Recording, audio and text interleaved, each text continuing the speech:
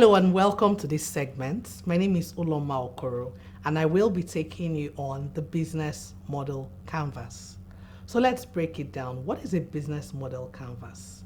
You see, every business has a set of features that constitute the heartbeat of that business, such that if an outsider were to look at it in a snapshot, they'll be able to tell what the business is actually doing, where they get their money from, and where they put their money to. So a business model canvas is like a snapshot of the company's business model and all the key features that make it up. So this canvas was developed by a young man called Alex Osterwelder, who is a Swiss gentleman. He brought it up in 2005 and felt that it was necessary for organizations to have this. I know that yes, not every organization has a business model canvas, and rightly so. Some of them have it in their heads. But the purpose of this is so that when one person takes over a business from another person, they'll be able to tell in a snapshot how that business is run, and they'll be able to take over immediately without having any hiccups or without making any mistakes. Even if it's not for takeover purposes, no organization should be centered around one person. There should be documented processes that will make the next person know what the organization actually does and make it uniform. So there are 9 building blocks of the business model canvas, and these 9 blocks I also elaborated in your lecture materials, but I'll take them one by one for the purpose of explanations. So the first of these is, who are the key partners of the organization? Every organization has stakeholders, people that they rely on to get the job done. It could be their suppliers, it could be an outsourced companies for marketing, it could be, any fellow organizations or other people that they rely on to get their job done. And in this case, everybody's looking for where the cost, which one is more cost efficient, which one helps the company better. And the people who are key partners to company A may not be key partners to company B, because every organization has reasons why they do what they do based on information and resources available to them. So the first thing is the companies, who are the company's key partners. The second one is, what are the key activities that constitutes what the organization does? What is the day-to-day running of the organization like? What do they do when they come to work? So for instance, if it was a company manufacturing soap, the key activities will necessarily constitute how they get the raw materials for the soap, how they make the soap, and how everything is finished from point A to point Z. And this differs from one company to the other, depending on how they choose to do their things. The third one is, what are the key resources available to the organization? By resources, we're talking about physical resources, human resources, financial resources, and this differs from company to company.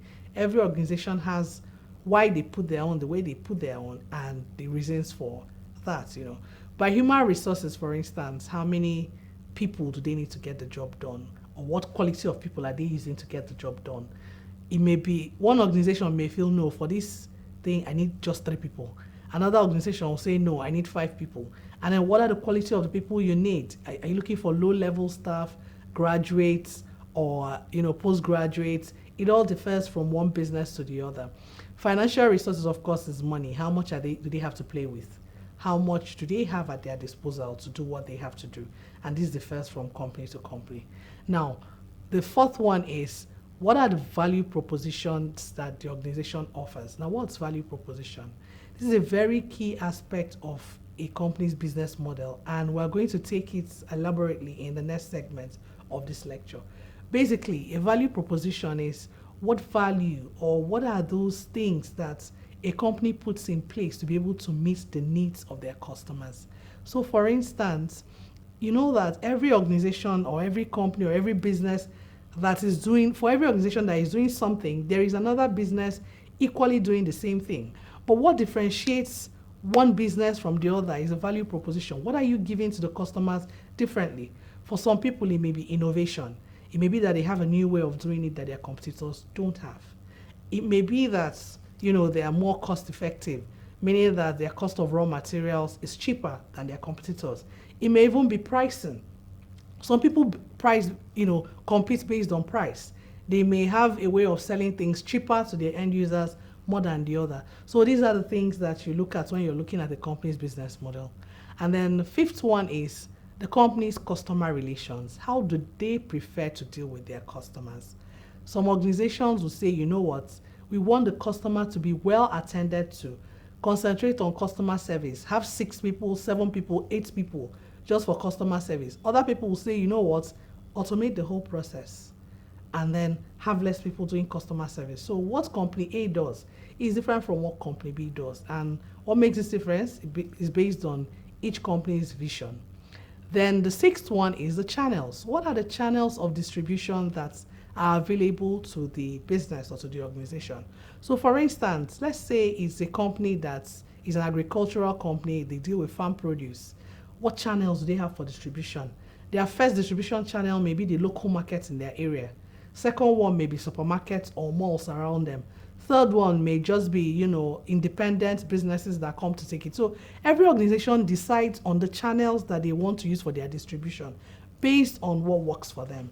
Now, 7 is the revenue streams. What are the different places that money comes into the organization from? And like I said, most times what happens in company A is usually different from what happens in company B. You may see a company making soap, for instance, and their revenue stream may not only be from soap. They may say, okay, even as we're making the soap, the end product of the soap will also make some money from it. The raw materials will also segment it and make some money from it. So all these things differ from business to business. What is the cost structure of the organization? Different organizations have their different views about costs and which areas their costs should be going to or coming from. Some may say, you know what, let's have very low costs, meaning that as much as possible, we want to do the business with as little money as possible to be able to get the best profit. Others will say, no, let's pump in the money. Let's do the adverts. Let's bring the celebrities. Let's bring the influencers. Let's pump up the cost and get more money. Everything depends on how the organization chooses to do business and what their visions are. And then finally, you have the customer segment. What customers do the organization want to serve? Every organization has their target audience, the people that they're in business for. Some may say, you know what, we are selling to the mass market. So that means if you're selling to the mass market, it means you're selling to all and sundry. It means that you now have to be different in the way you sell it, how much you sell it, your distribution channels, is it convenient for those people, and all those things. But another organization, another business may say, you know what, we want a niche market, only a particular class of people. And so if they're selling to that class of people, the way they sell, the way they market, the way they present the business is different. So in a snapshot, I'm just giving you the 9 blocks that make up the business model canvas. You will also see it in your reading materials. And basically what it means is if you bring out your pen and paper and just create a box, divide it into 9 and put in each of these points that I have noted, then when you think about your business, you say, okay, who are my key partners? And you slot it in. What are the key activities that we do from point A to point Z in our business? You slot it in. What key resources do we have at our disposal? You slot it in like that until you get to the last one. By the time you finish, anybody looking at it will have an idea of what you do as a business. It's very important because you need to document your processes so that even when you're not there, someone assisting you, someone taking over from you will find it easy to say, okay, this is how this organization runs. Unlike if people are just doing things from their head, it creates anarchy and doesn't make for uniformity in the business. So, of course, as usual, during the interactive session, I'll be glad to take your questions on any of these points that I've mentioned so far. Thank you.